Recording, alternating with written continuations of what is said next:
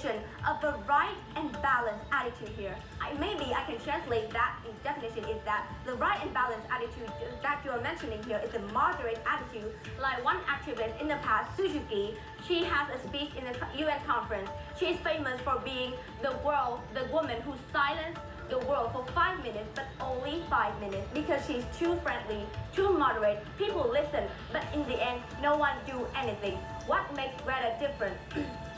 She generates debate. She's controversial. She's blunt. She's straight, and she makes the world feel that the problem needs to be solved. And that's the reason why we don't really understand why the right and balanced attitude is necessary in this debate. Coming to my second rebuttal is that you say that when people are aggressive, there will be no self-reflection, there will be no move, and they'll lack solution.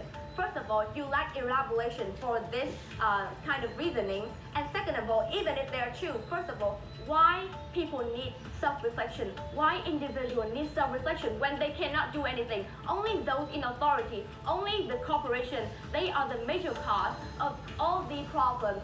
And if we only focus on individual, like for example, you go out on the street and you do not buy plastic products, then it only solves a very small point of the problem. But if you being aggressive, if you affect those in authority and they do something about it, then it will make a bigger impact in the society. So that's the reason why we don't see the significance of self-reflection in this case.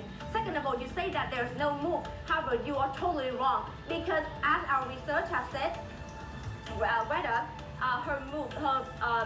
her campaign, Friday for Future, has spread out to more than 125 countries, and people are now being urged to take action. And you say that there's no solution. Absolutely, because Greta is not a scientist. She is contributing to the world by her voice, by her honesty, and by her influence to urge people to act. She cannot act herself, but her power is to make people feel that this is urgent and they need to act, yes. With Greta Thunberg's behavior so controversial, will people be arguing about whether she's wrong or right, or actually about climate change itself? Okay, so when they're debating on whether she is wrong or right, they have to find information to know that if she's wrong or right. They have to make research about climate change. They have to make research on what she has done. So basically, in that process, they have gained some knowledge, they have been awareness, and they have practically they have known what they should do to protect their future and to protect their life. So we didn't see any harm in people debating about her or her work. Coming to my second claim, which is there is one quote that Greta has said in the COP24 conference in 2018. You are never too small to make a difference. And this is also the spirit we want every young person to adopt. And so our second claim is, applauding Greta will reshape a role model for future generations. Why it is true, many children are dreaming big, want to resolve big problems and make big changes, but adults are suppressing the dreams because simply they are kids, they cannot do anything.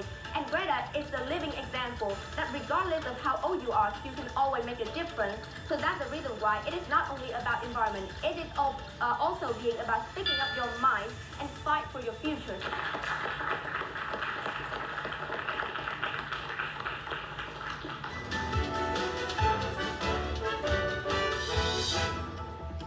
What we have to understand here is that we have no time left to argue whose fault this is, and we cannot change what has been done and who needs to solve this problem. What you're saying here is that people will spark a debate simply because Greta is so controversial, but this is exactly the problem. We're losing the focus of actually solving climate change simply because we're too busy arguing about whether Greta's attitude or behavior is acceptable, and we think that this is very harmful. Second of all, you have stated that why are individuals not doing anything? Exactly. What is that something or action that you're aiming towards and that individuals are doing when simply the only thing they're doing is being angry at adults, and the only thing they're doing is blaming politics? And what is the responsibility that they see here when they see that it is not their fault and they should not be taking action?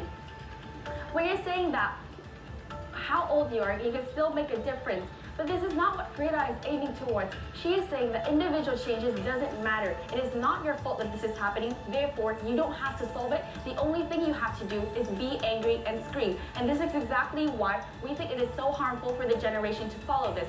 Now, back to our idea. The only thing we can do here is that we focus our resource and time on encouraging collaboration and moving towards a change.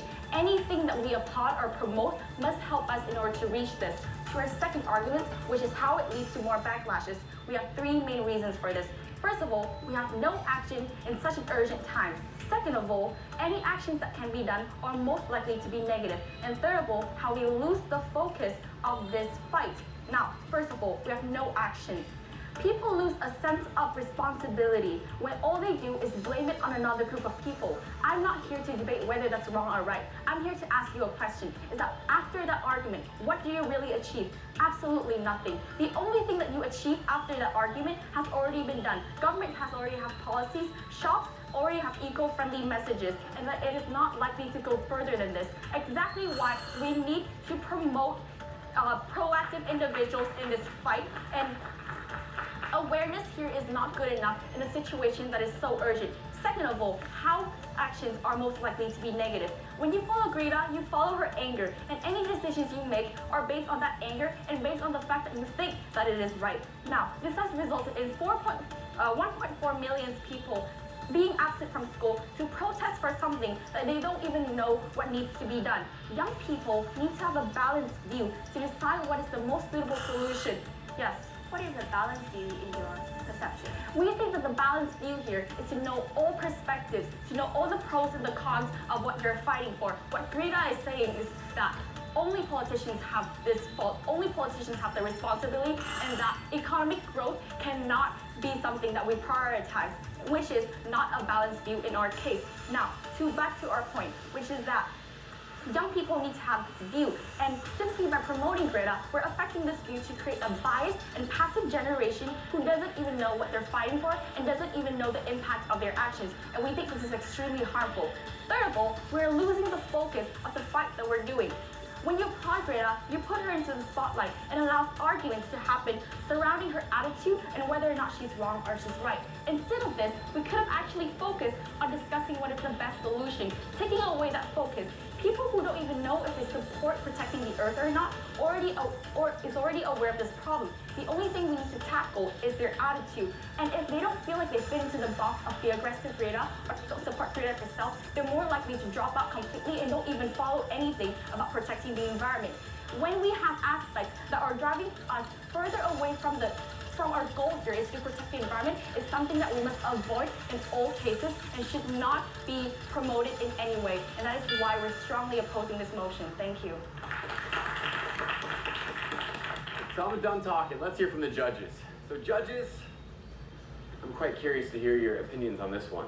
This is a really, really good round. I can see it from the first two speeches until now. You guys really took the comments of the judges as well as you develop your teammate speech really, really well. For proposition side, I definitely think that you're very thorough in whatever you say, and I really like the fact that you put a lot of data, a lot of evidence inside of it.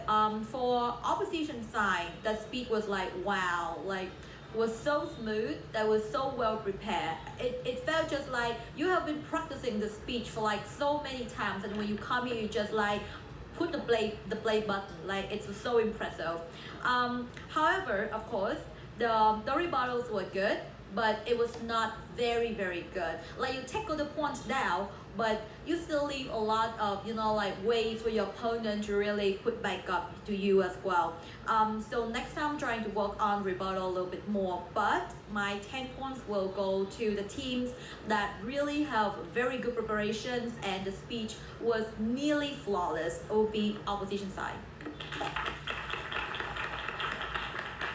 Congratulations on a very competitive and very entertaining round for us. Let's start, I guess, with the proposition team. I thought that this round there was a lot more evidence and quotes from reliable sources, and that was good. I thought that you handled the POI very well and very quick on your feet to answer those questions. And so both teams did very well with the POIs. It's good to see those. This round, I'll be giving my 10 points to the proposition team. It is a bit hard for me to decide which team is winning because one team doing the rebuttals better and one team doing their arguments better. So basically, when it comes to the rebuttals, I really like your rebuttals. I think your 3 rebuttals arguments are very strong and very convincing, and it's really set a really high tone for your speech. But I think with the rebuttals and then the POI address, you only have like almost like 30 or 35 seconds to present your argument. And also because in the first round, I reminded you guys that your teammate first argument about a wake-up call was not very convincing as well. So I also want you to kind of like support him and really make that argument much stronger. Move on to the opposition team. I agree with the judges, very flawless speech in terms of style, okay? In terms of like speaking voice projection, fluency, I have no negative feedback. Everything is good. That said though, I don't really like the rebuttals. That said, when you move to your argument, I would say that yes, very clear structure to follow. That said though, the second argument is backlash, right? The backlash thing, I don't see very strong highlight in your argument. Watch me the backlash. What would be the consequences if we keep doing this further and further and further and blotting redder, right? Make it stronger. So that's why like I feel like one team have a good structure for the argument, the other team have a strong rebuttals. But that said, because I'm more convinced with the rebuttals, that's why my 10 boy go to the proposition team.